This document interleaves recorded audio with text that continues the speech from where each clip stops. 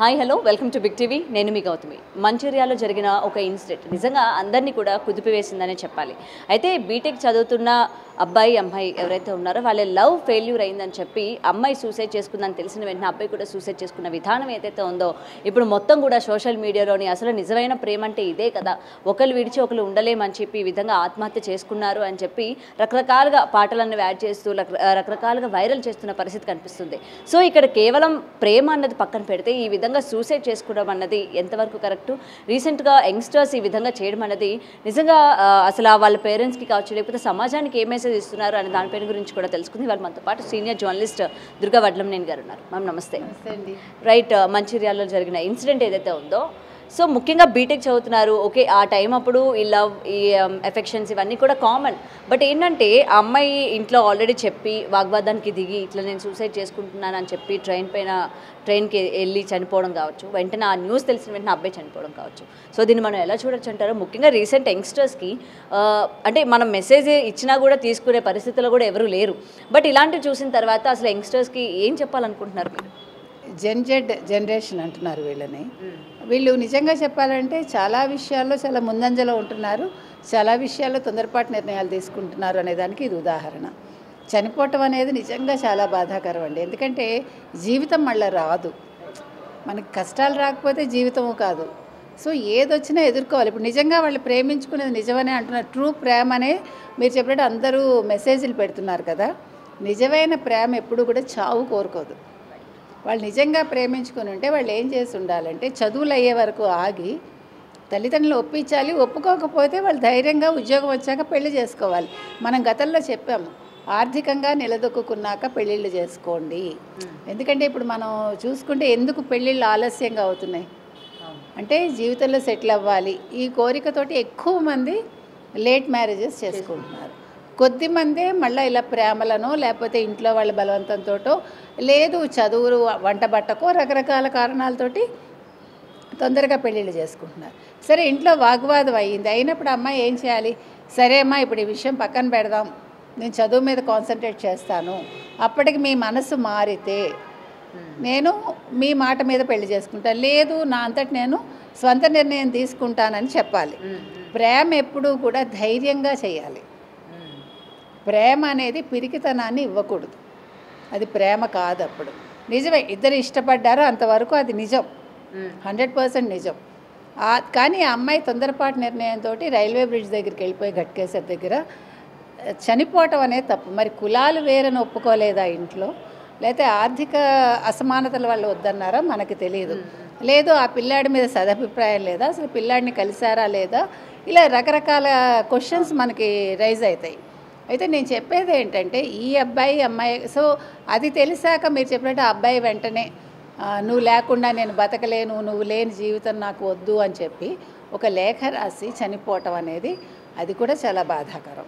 ఆ అబ్బాయి ఏం చేయాలంటే సరే జరిగిపోయింది వాళ్ళ పేరెంట్స్ తోటి మాట్లాడి మీరు ఇలా చేయటం తప్పు, నేను అమ్మాయిని కోల్పోయాను కానీ ఓకే నేను బతికి చూపిస్తానని ధైర్యంగా బతికి ఉండాల్సింది. మీకు మరో చరిత్ర సినిమా గుర్తుకొస్తుంది. మరో చరిత్ర సినిమా చేశాక ఇలాగే చాలామంది అబ్బాయిలు అమ్మాయిలు ప్రేమించుకొని చచ్చిపోతే ఒక స్టేజ్లో బాలచంద్ర గారు అన్నట్టు నేను ఎందుకు ఆ సినిమా చేశాను, నేను బాధపడుతున్నాను ఇప్పుడు అని. దాని ఇంపాక్ట్ చాలా యూత్ మీద ఉందని. సో ఆ రోజుల్లో సో ఇది నేను విన్నది, ఎందుకంటే నేను మద్రాసులో ఉన్నాను కాబట్టి కొంచెం సినిమా వాళ్ళతో నాకు సంబంధాలు ఉన్నాయి కాబట్టి కొద్దిగా నేను చెప్పగలుగుతున్నా. ఇందులో నిజాలు ఎంత అంటే నాకు తెలియదు. కాకపోతే ఏంటంటే ఆ ఇంపాక్ట్ అప్పుడు చాలామంది మీద ఉండింది, ఆ సినిమా ప్రభావం చాలామంది మీద ఉండింది అప్పుడు. కాబట్టి అక్కడ అందులో కూడా అంతే, వాళ్ళు చచ్చిపోవటం అనేది అది బాలేదు. ఇప్పుడు ఆ అమ్మాయికి ఒక అన్యాయం జరిగింది, శారీరకంగా ఆ అమ్మాయికి అన్యాయం జరిగినప్పుడు ఆ హీరో పెళ్లి చేసుకుని ఉంటే అది బాగుండేది. మరో చరిత్రలో నేను చెప్తున్నా ఇన్స్పిరేషన్గా ఉండేది. అంటే మీకు ఇక్కడ కూడా అంటే ఒక రకంగా బాలచందర్ ఎంతో అభ్యుదయవాది అనుకుంటే ఈ విషయంలో మాత్రం చాలా సంకుచితంగా ఉంది. అంటే నేరో మైండెడ్నెస్ ఎక్కడొచ్చిందంటే అమ్మాయికి క్యారెక్టర్ అనేది చాలా ఇంపార్టెంట్ అనే పాయింట్ దగ్గరే మళ్ళీ ఆ సినిమా ఆగిపోయింది. మీకు అర్థమైంది కదా. కానీ అది ఇంపార్టెంట్ ఎందుకు కావాలి, అమ్మాయికి మాత్రమే ఎందుకు కావాలి? క్యారెక్టర్ అనేది ఇద్దరికీ ఉండాలి. ఆ అమ్మాయి కావాలని తప్పు చేయలేదు, యాదృచ్ఛికంగా జరిగినప్పుడు ఆ డైరెక్టర్ ఏం చేసి ఉండాలంటే బాలచందర్ లాంటి డైరెక్టరు వాళ్ళిద్దరిని కలిపి ఉంటే ఈరోజు ఇంతమంది మరణించకపోదురేమో తెలియదు. అంటే ఆయన కారణం అని నేను చెప్పట్లేదు, కానీ కొన్ని ప్రభావాలు ఉంటాయి తప్పకుండా. సినిమా అంటే ఇంకా ఎక్కువ ఇప్పుడు చూడండి, మనం ఇన్ని వీడియోస్ చేస్తామా, సినిమా వీడియోకి మాత్రం పోయినంత వీడియో ఇంకా దేనికి పోదు. మీరు అది చెత్త అవనివ్వండి, అది ఫేక్ అవనివ్వండి, మనం నిత్యం చూస్తూనే ఉన్నాం.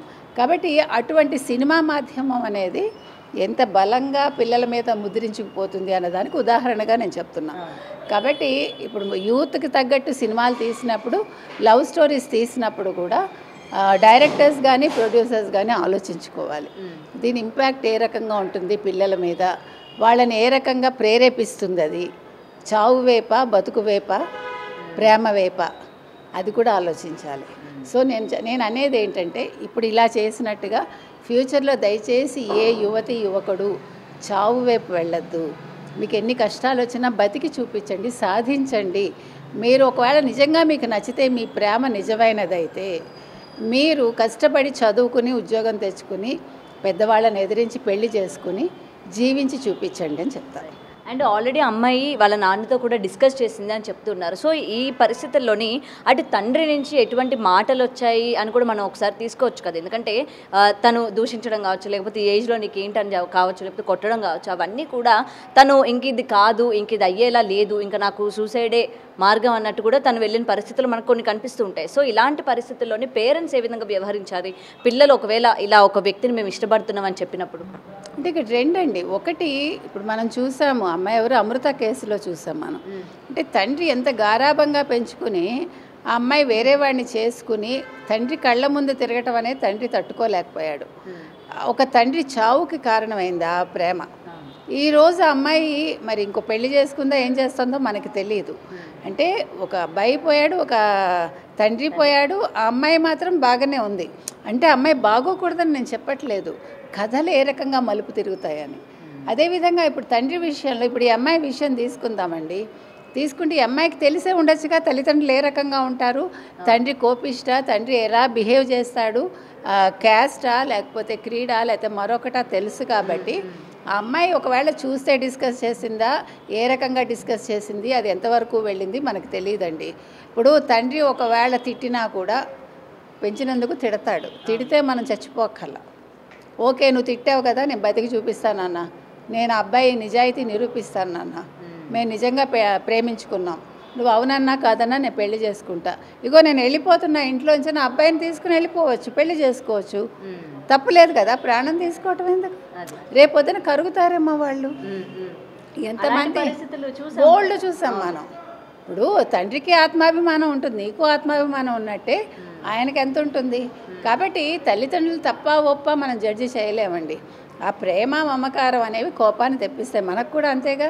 ఇప్పుడు పిల్లల్ని మనం తిడతాం కోపం వస్తే, ఎందుకు తిడతాం? వాడికి దెబ్బ తగిలితే చూసారా మీరు, ఇంకోటి గమనించండి, పిల్లాడు పడిపోయి దెబ్బ కొట్టుకుంటే ఫస్ట్ మనం తిడతాం వాడిని, పిల్లాడైనా పిల్లైనా. చూసుకోవడం తెలియదు, అది ప్రేమ. అక్కడ నిజంగా వాళ్ళని తిట్టడం కాదు. అంటే అదేంటి వీడికి దెబ్బ తగిలింది, నా తప్పు కూడా ఉందా, అది తల్లి తండ్రి ప్రేమ. మీకు అర్థమైందా? అప్పుడు ఏం చేస్తాం? మామూలుగా అయితే మీరు ఏమనాలి, ఏంటండి పిల్లాడిని తిడుతున్నారు పడిపోతే, పడిపోయినన్న మనం నవ్వుతాం కూడా.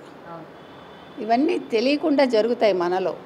సో అది ప్రేమ. అంటే మీరు ఇలాంటి ఇదే ప్రేమ అండి. ఇప్పుడు కుటుంబం అన్నాక కొట్టుకోవడం, తిట్టుకోవడం, నవ్వుకోవడం, దట్ ఈజ్ వాట్ కుటుంబం. సో అప్పుడు మనం తర్వాత వాళ్ళని దగ్గరికి తీసుకుని, అయ్యో దెబ్బ తగిలిందా నాన్న, అయ్యో ఎలా తగిలింది అని మళ్ళీ ఆ నేలను కొడతాం మనం. అంటే వీ విల్ సాటిస్ఫై హిజ్ ఇది. అప్పుడు వాడు ఏడు పాపేస్తాడు టక్కున. సో మనం చిన్నప్పటి నుంచి మన తల్లిదండ్రులు మనం పెంచింది గుర్తు చేసుకుంటే, మనం ఇలా చావుకి మనం పరిగెట్టం, చావు కోసం పరిగెట్టం, ఆ మార్గం వైపు వెళ్ళాం. తల్లిదండ్రులను కన్విన్స్ చేయండి, చేయలేకపోతే చావకండి. మీరు మంచి పరిష్కారం ఆలోచించుకుని, ఆ అబ్బాయి నిజంగా మిమ్మల్ని లవ్ చేస్తుంటే, మీతో కలిసి ఉంటాను అంటే పూర్తి చేయండి, చదువు, ఉద్యోగం తెచ్చుకోండి, హ్యాపీగా జీవితాన్ని కొనసాగించండి. Thank you. For more videos like this, subscribe Big TV channel.